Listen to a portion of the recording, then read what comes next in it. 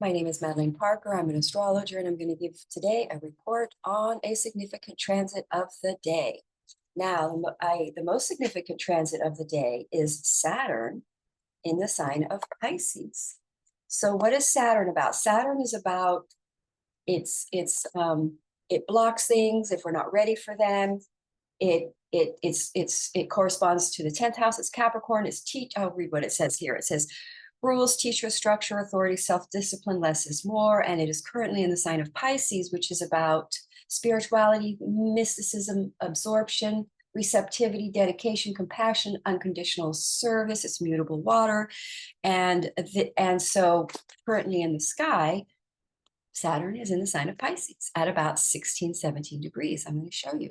So why I pick a card, like I have this deck of cards that tells me which transit to focus on, because I see there's quite a few things going on in the sky at the moment. We've got eclipses coming up, and in fact, it's interesting that the cards wanted for me to talk about Saturn, because this eclipse that's coming up in about 2 weeks is right in between Saturn and Neptune in the sign of Pisces.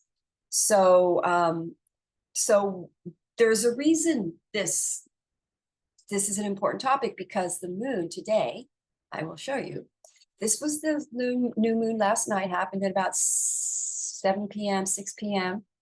And then now we have today. So now what happens is the moon has now progressed opposite Saturn. Now that new moon was in Virgo, which is about doing things right, doing things perfect, and opposing Saturn. The moon now shows us, as it came, Virgo being a perfectionistic energy, now comes across Pisces, now is opposite Saturn Pisces, where Saturn is now saying, okay, what do you need to do better? What does need to be done over? And also, it's non-perfectionistic, like get out of your perfectionism, because it could be blocking what Saturn needs you to do here. And Saturn's in retrograde, which means we're going back, we're getting better at something, we're redoing something. Something needs to be halted so that we can develop something and become more qualified. Saturn is about qualifications and things. So now what's happening, so we've got the new moon opposing Saturn right today. So people are going to be feeling it right now. Something has to change, something has to become better, less perfectionistic, and more, shall we say, functioning for the cause that Saturn, that we're on some trajectory that Saturn needs us to correct.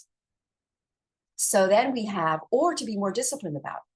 So then what's going to happen, and the week goes on, which I will do more as we go on today, this week, but the sun is now going to, let's see, what day does the sun meet the opposition? So now the sun is going to move into opposition with Saturn this week.